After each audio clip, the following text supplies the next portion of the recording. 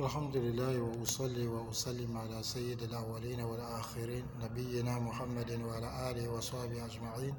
الحمد لله. نواصل إخوتنا الكرام وأخواتنا الكريمة درسنا مع تفسير كتاب الله سبحانه وتعالى في تفسير آية الكرسي، وقد وقفنا على قوله تعالى الحي القيوم. يقول الشيخ عبد الرحمن بن الناصر السعدي رحمه الله: هذان الاسمان الكريمان يعني الحي والقيوم يدلان على سائر الأسماء الحسنى دلالة مطابقة وتضمن ولزوم.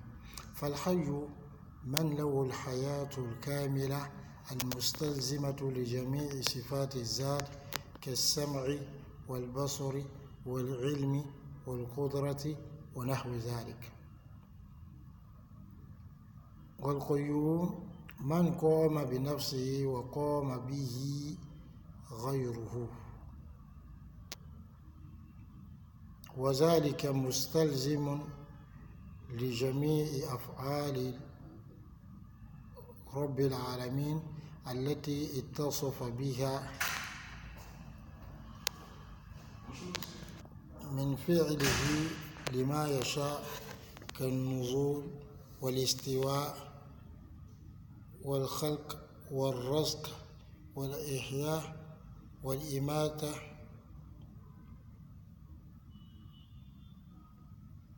وسائر أنواع التدبير، وذلك داخل في قيومية الرب تبارك وتعالى الباري. ولذلك قال بعض المحققين إنهما اسم الله الأعظم الذي إذا دعي الله به أجابه وإذا سئل به أعطى. Alhamdulillah, chers frères et sœurs, nous continuons avec notre cours sur le tafsir du Coran al-Karim. Nous sommes arrivés sur le commentaire, l'exégèse de Ayat al-Kursi. Nous avons vu Allahu la ilaha illa huwa al-hayy al-qayyum.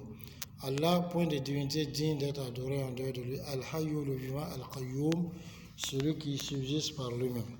Nous continuons avec l'exégèse de Al-Hayy al-Qayyum. Al-Hayy al-Qayyum, le Cheikh Abdurrahman al-Sa'di dit rahimahullah, ces deux nobles noms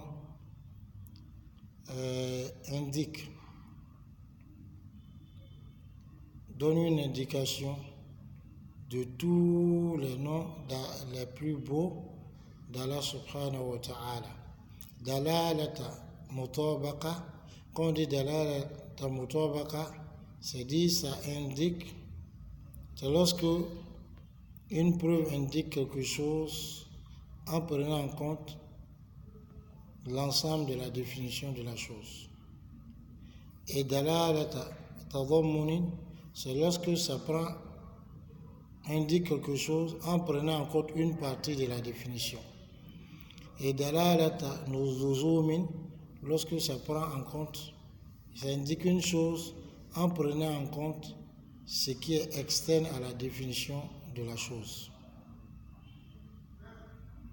Par exemple, si on veut définir un être humain, quand on définit l'être humain comme un être vivant, donc qui a une tête, qui a une bouche, qui a des pieds, qui a des mains, qui parle, ça c'est l'être humain. Ça on dit dalalatu mutabaqa. Mais quand on voit une tête d'homme, cela indique qu'il y a un homme. Donc ça c'est dalalatu tadammun. Maintenant quand on voit une maison construite quelque part, c'est clair que ça ne rentre pas dans la définition de l'homme, mais c'est clair que c'est l'homme qui construit. Il dit Fal-Hayyu, celui qui est le vivant, c'est Man lahu al-hayatul kamila, c'est celui qui a la vie complète, al-mustalzima, qui implique les jami' sifat et zat, tous les attributs de l'entité, qu'as-sam'i, comme l'ouïe, wal-basari, la vue,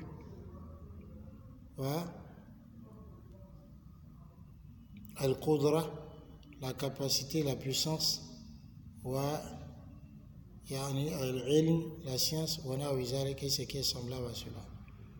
Donc, quand on dit Al-Hayyu, c'est un nom d'Allah subhanahu wa ta'ala, mais ça indique d'une indication qui est externe à la définition du vivant, que Allah subhanahu wa ta'ala est doté d'ouïe, donc de vue, de science, de capacité. Ensuite, Al-Qayyum, man qama bi nafsihi wa qama bi ghayru. C'est celui qui subsiste par lui-même et par qui autre chose que lui subsiste. Et ça, cela implique tous les faits d'Allah subhanahu wa ta'ala, tous les faits qu'Allah subhanahu wa ta'ala, Seigneur de l'univers, s'est attribué. Comme il fait ce qu'il veut, comme Nuzul, comme le fait de descendre, comme Allah, Rasul sallallahu a informé qu'il descend au premier ciel durant le dernier tiers de la nuit, que l'istiwa, comme l'établissement, le fait qu'il se soit établi au-dessus du trône, كذلك الخلق, la création, والرزق, le fait d'accorder la subsistance, والإماتة, le fait de faire mourir, والإحياء, le fait de faire revivre, وسائر أنواع التدبير, et les autres types donc de gestion des créatures. Et tout ceci rentre dans le fait qu'il soit Al-Qayyum, celui qui subsiste par lui-même.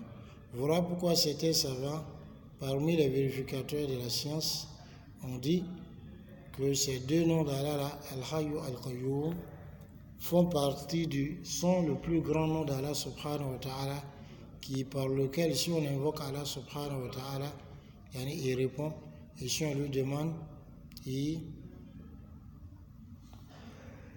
accorde. C'est dit, pour invoquer Allah subhanahu wa ta'ala, tu dis Ya Hayyu Ya Qayyum, Ya Hayyu Ya Qayyum, apporte-moi ceci, apporte-moi ceci. Et cela à cause du fait que il y a certains écrits qui montrent que ces deux noms d'Allah se trouvent dans 3 sourates. Et quand les savants ont vérifié, ils ont trouvé que quand on prend Surat al-Baqarah dans Ayat al-Kursi, on dit Allahu la ilaha illa huwa al-Hayyu al-Qayyum. Quand on prend Surat al-Taha, Surat 20, on dit Wa anatil wujuhu lil Hayyi al-Qayyum. Et quand on prend Surat al-Imran, le début, Allahu la ilaha illa huwa al-Hayyu al-Qayyum. Même s'il y a d'autres hadiths qui disent d'autres noms, mais ici, beaucoup de savants ont dit c'est ce nom. Voilà pourquoi c'est un moyen pour nous, pour pouvoir invoquer Allah et être exaucé. Salam alaikum wa rahmatullah.